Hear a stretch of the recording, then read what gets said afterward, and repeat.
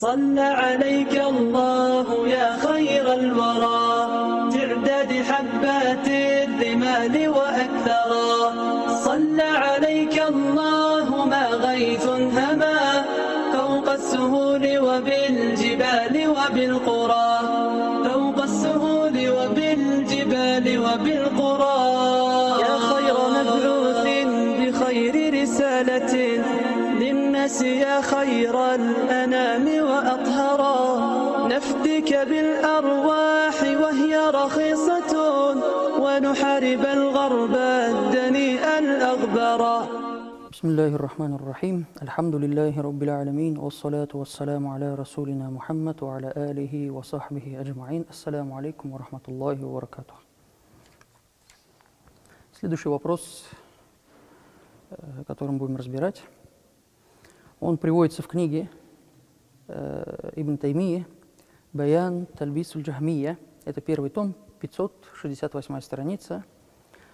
И приводится, накалян передает от Усмана бин Саида ад-Дарими: «О Аллахе Субхану Тааля, валяу кад шаа, если бы он захотел утвердиться на спине комара, то своей мощью, могуществом он бы смог это сделать».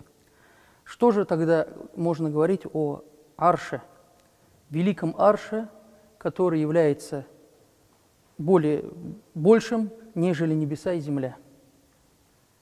Дословно это слова Ибн Таймии. То есть, если бы Аллах захотел разместиться на спине комара, то он бы сделал это со своей мощью. И что же тогда мы будем говорить о арше? Почему не может он разместиться на нем, если он больше, чем небеса и земля? Это говорится в книге «Баяну Тальбисуль Джахмия», первый том, 568 страница. Мы уже говорили с вами, что должны быть объективными во всех вопросах.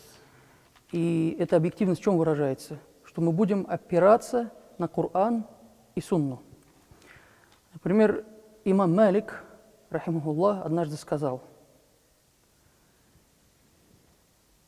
«Куллю юсиб ва юхти илля сахибу хадр кабр». И показал на могилу пророка, саллаллаху алейхи ва саллям. Каждый ошибается и говорит правду. То есть любой может быть то есть сказать правильно или же ошибиться. Любой, кроме хозяина этой могилы, и показал на могилу пророка, саллаллаху алейхи ва саллям. Пророки, они маасум, они безгрешны. То есть Расулуллах, саллаллаху алейхи ва саллям, он говорил только правду. «Вама янтику аниль хава ин хуа илля вахью юха». Он никогда не говорил от себя, не говорил от своего нафса, не говорил пустые вещи. Все, что он говорил, это опиралось на божественное откровение, на вахью. Также есть очень интересный риваят, его приводит имам Бухари, рахимуллах.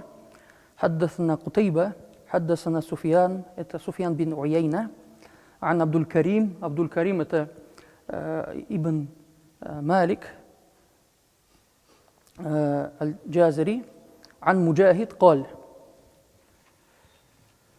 «Лейса ахадун ба'дан наби саллаллаху алейхи ва саллям илля ю'хазу мин каулихи ва ютрак илля наби саллаллаху алейхи ва саллям». Нет такого человека после пророка, саллаллаху алейхи ва саллям, или кроме пророка, саллаллаху алейхи ва саллям, и после него слова кого бы принимались полностью. То есть слова любого после пророка, саллаллаху алейхи ва саллям, они могут приниматься, также могут и отвергаться. Любого человека, кроме слов посланника Аллаха, саллаллаху алейхи ва саллям. Самые великие слова, самый великий из всех людей был Расулуллах, саллаллаху алейхи ва саллям. Поэтому мы должны быть всегда объективными и слова любого ученого взвешивать на весах Корана и Сунны. Но к чему я это говорю? То есть сегодня как раз я встретил одного директора одного из мадресе, и мне рассказал интересную историю. Когда на уроке, он говорит, мы на уроке коснулись вопроса, и вопрос зашел о Ибн Таймии. Я сказал, говорит он, что у него есть некоторые вопросы, в которых он противоречит Ахли Сунна валь Джамаа. То есть как так, это невозможно, и два ученика бросают мадресе только из-за этих слов. Почему? Потому что у Ибн Таймии, по их мнению, не может быть ошибок. Он не мог ошибаться. Ну как, посмотрите, мы должны быть объективны. Даже имам А'лам Абу Ханифа, рахимуллах, он говорил: я запрещал делать масх на хуфейн, масх на ячиге, пока мне не стало ясно, что это хадис мутаватир. И имам Абу Ханифа что говорит? Это ваджиб, это обязательно, то есть следует хадису мутаватир, то есть хукм, и разрешено, и тахарат будет полноценным, и нет никаких проблем. То есть не о носках сейчас я говорю, о масх на хуфейн, на ячиге.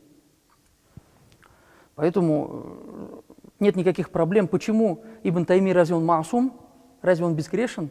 Если есть какие-то вопросы, в которых он противоречит ахлю сунна валь джамаа, помните, в прошлых вопросах мы говорили его кауль и кауль джумхур. Что говорят джумхур? Маратибу иджма. В книге конкретно описывается, приводятся слова Ахмад бин Хамбаль, что сказал, другие ученые различных мадхабов. И не было никаких проблем в этом. Не было никаких проблем, пока не пришел Ибн Таймия и не вышел против мнения джумхура, мнения большинства. То есть это не просто джумхур, мнение иджмы.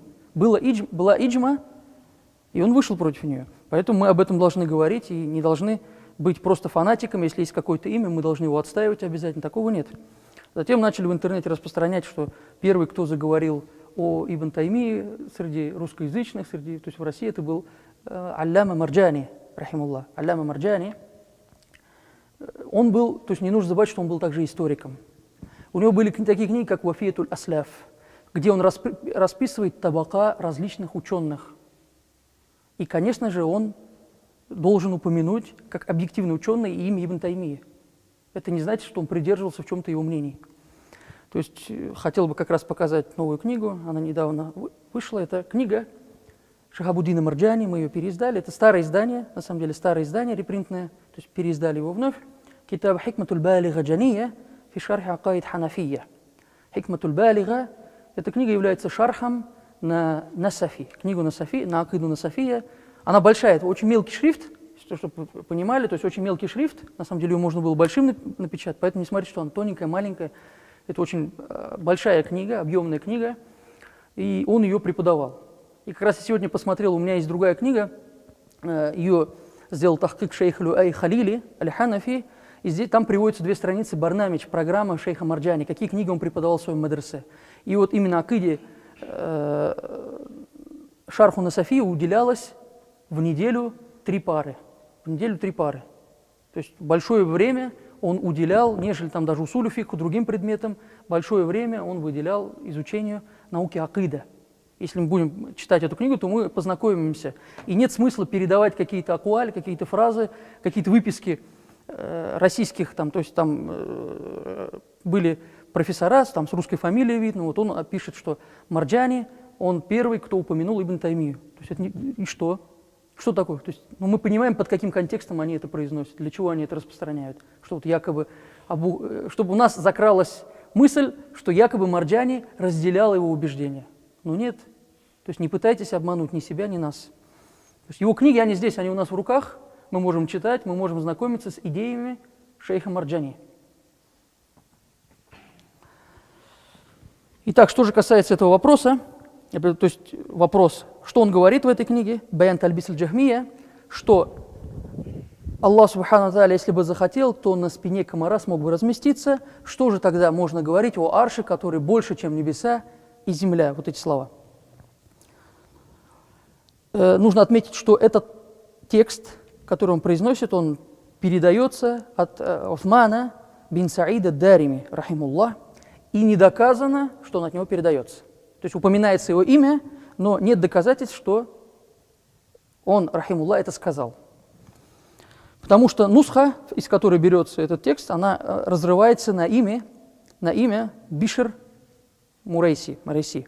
И в санаде есть имена тарджума ахваль, тарджума, то есть имена этих людей неизвестно. То есть мы не знаем ничего о них. И в книгах Табакат, где описываются имена личностей, что кто кем был, они неизвестны. Раз есть такие имена, этот риваят, он не принимается. То есть очень все просто. Поэтому, то есть в следующем вопросе мы тоже поговорим. Вопрос касается таджсима. Это уже будет следующий урок. Но у нас должна быть совесть. Мы должны все равно объективно смотреть, подходить к тому или иному вопросу. Мы сейчас начали разбирать с вами, то есть начали, в принципе, разбирать из-за заочного отделения шакирдов, потому что они приехали, они не слушали книгу Тахауи с самого начала, поэтому мы вроде бы отвлеклись. Но думаю, раз отвлеклись, давайте эти вопросы дальше разберем. И поражает, что некоторые обращаются, говорят, нет, не может Ибн Тайми, какие-то комментарии пишут, что Ибн Тайми не может ошибаться. Ну что это за слово? Разве есть такой человек, кроме пророков, который не может ошибаться? Разве есть такой сифат, кто кому может дать этот сифат, что он маасум, он безгрешен и говорит всегда только правду и никогда не ошибается, знает только истину? Разве возможно такое?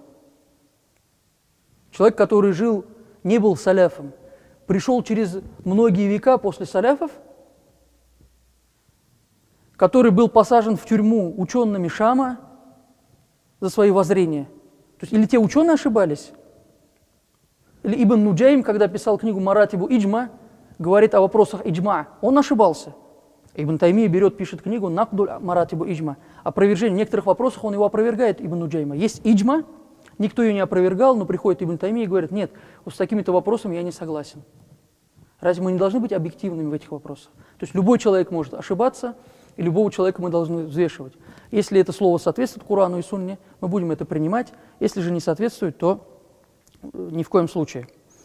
И вот мне как раз тоже к этому вопросу я сразу вспомнил. Стих мне прислали, он так интересно написан. قال أبو حنيفة إمام لا ينبغي من له إسلام أخذ بأقوال حتى تعرض على الكتاب والحديث مرتضى. То есть очень красиво идет дальше.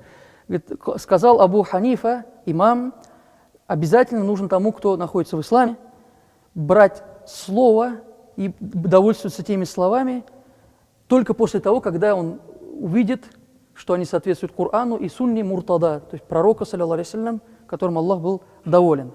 И дальше, Малику, то есть Малику имаму Даруль Хиджрати, имам Малик, имам Даруль Хиджра, имам Медины, то есть великий имам. Каля вакад ашара наху худжрати, то, о чем мы с вами читали, он сказал и показал на худжру Саадат, на комнату Айши, радаллаху, на место захоронения пророка, саллаллаху алейхи, показал, да? Куль каляму минху зу кабули, ва минху мардудун сивар расули. Сказал, говорит, принимаем слова, то есть любое слово мардуд может быть отвергнуто, кроме слова пророка, саллаллаху алейхи вассалям. То есть любое слово может быть отвергнуто, кроме слова посланника Аллаха, саллаллаху алейхи вассалям. Но важно тоже понимать, то есть мы следуем за достоверной сунной. Если мы видим, что риваят слабый, или есть какая-то подмена понятий, то об этом мы тоже должны говорить и ясно это показывать. Имам Шафии говорит, что если вы увидите слово, которое противоречит, если я произнесу слово, которое противоречит хадису, то есть бросьте его, отбросьте то мое слово, которое противоречит достоверному хабару, достоверной вести. Ахмад, имам Ахмад, вы не записывайте, сказал, вы не записывайте от меня и не требуя доказательств, не требуя источника. И говорит, фандур ма калят худату арба, посмотри, как вот эти 4 имама, что они говорят. И делай амаль в соответствии с этим, если ты найдешь пользу, манфа в этом. Но не делай таассуб. И в этом вопросе как раз есть таассуб, когда эти 2 ученика уходят из мадраса. Почему? Потому что устаз, зайдя на урок, сказал, что у него есть акваль, есть мнения, которые могут, то есть которые противоречат акиде ахли сунна. Они должны были спросить, они должны были изучить этот вопрос. Тем более студенты не первого курса, старших курсов. Они должны были подойти, показать устазу, какие-то книги поискать. Это же вызов, некий вызов. Открой его книги, посмотри, или исправь свое мнение, или же докажи обратное. То есть устаз тоже может ошибаться. Никто не говорит, что устаз, учитель мадрасы, он маасум, и он безгрешный, он говорит, то есть не ошибается. В каком-то вопросе он может ошибаться. Преподавая урок грамматики, он тоже может ошибиться в ирабе. Пожалуйста. Передавая какую-то фетву, он может забыть, сказать, что это кауль там, имама Абу Юсуфа, а это кауль имама Мухаммада, например. Если ученик это заметит, со всем адабом он должен что сделать? Поправить своего устаза. Поправить своего устаза с хикма. «Уд'у иля сабили раббика биль хикма». Призывайте к пути Аллаха, субхану ва тааля, с мудростью. Как сделали, помните история, когда Хасан и Хусейн, радаллаху анхум, увидели человека, который делал тахарат неправильно, что они сделали? Они могли бы сказать, то есть мы внуки пророка, саллаллаху алейхи вассалям, слушай нас, мы правы. То есть вот так надо сделать. Ну, взрослый человек, он мог бы обидеться, и беря этого внимания, что они сделали? Они сказали: уважаемый, мы вот хотим взять тахарат, посмотри, правильно ли я делаю, совершаю омовение. И один из внуков посланника Аллаха, саллаллаху алейхи вассалям, начинает делать тахарат, а этот человек проверяет и понимает свою ошибку, говорит: я, оказывается, неправильно делал. Понимаете мудрость? Мудрость должна быть во всем. Ко всему мы должны подойти с хикматом, с мудростью, с искренностью. Самое важное, чтобы у нас был сыдк по отношению к нашей религии. Если есть слово Аллах, субхану тааля, есть слово пророка, саллаллаху алейхи вассалям, какое слово может быть выше этого? Разве это неправильно? Если у нас будет ошибка, что-то мы сказали неправильно, то есть пусть человек попросит, скажет: давай, хазрат, встретимся, или придет на прием, я не знаю, вот подсказываю варианты. Рад буду пообщаться, поговорить. Не просто, когда человек вот психует и говорит: нет, я не согласен с этим. Если у него есть слово, если у него есть доказательства, пожалуйста, пусть приходит, и мы будем разговаривать. Потому что это наша религия. Мы должны переживать за свою религию. إلى أشرف النبي وآله وأصحابه ومشايخنا الفاتحة. صلى عليك الله يا خير الورى.